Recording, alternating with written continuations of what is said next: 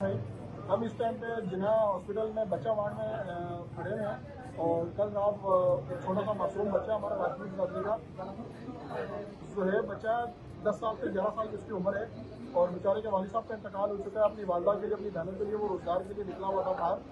कल उसको एक दरिंदे ने उसको लिफ्ट के तौर में उसको जगह दी बच्चे को बैठने के लिए कि आप आए मैं आपको ड्रॉप कर देता हूँ। तो उसको वो ले जा के उसने ज्यादती का उसको निशाना बनाया और उसके साथ उसने एक मासूम बच्चे के साथ ज्यादती करने के बाद उसको लाके जब बच्चे की हालत नासाज हो गई तो उसको लाके उसने ड्राइविंग लाइसेंस जहाज के पास फेंक दी। तो वहाँ से लोगों ने उठा के उसको एम्बुलेंस के जरिए जिना हॉस्पिटल में शिफ्ट किया। जिना हॉस्पिटल में शिफ्ट करने के बाद उसको बच्चे को थोड़ा सा हो पाता है तो अपनी वालदा को वो इन्फॉर्म करता है।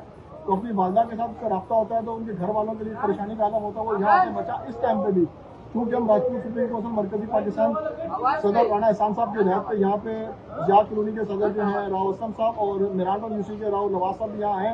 तो बच्चा इस टाइम पे बिल्कुल आईसीयू में और उसका बिल्कुल होश नहीं है। उसकी हालत तफसीलनाक है और बहुत ही ज़्यादा उसकी सीरियस हालत है। तो मैं अकाम बारा से दरख्वास्त करूँगा कि उस रोड पर मौजूद सीसीटीवी कैमराज को देखा जाए ताकि इस दरिंदे से इंसान को पकड़ा जाए। आज इस मासूम बच्चे के साथ इससे पहले कितने मासूम बच्चों के साथ वो कर चुका होगा और आए रोज वो कितने बच्चों के साथ वो करेगा।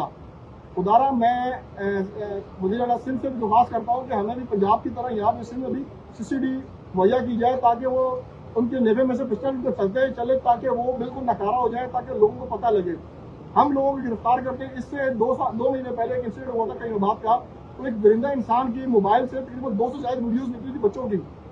तो इसी तरह हमारा कानून जब तक उनको सजा नहीं देगा उनके साथ करेगा नहीं उनको इज्जत का निशाना नहीं बनाएगा ऐसे लोगों को चौक चौराहों पर खड़ा कर चाहिए। उनको फांसी से मार देना चाहिए। मासूम बच्चे एक बेवा खातून का छोटा सा बेटा उनके रोजगार के लिए निकला है अपने मुश्किल माली हालात को दूर करने की खातिर अपनी बहनों के लिए वो एक रोशनी की वो था किरण था जिसके लिए वो निकला। बेचारे के साथ ये हाल कर दिया गया। अब वो जिंदगी और मौत की कश्मकश में है। अल्लाह उसको सेहत और तंदुरुस्ती दे। अपने वालिदैन को अपनी वालदा को वो वाहिद सहारा है।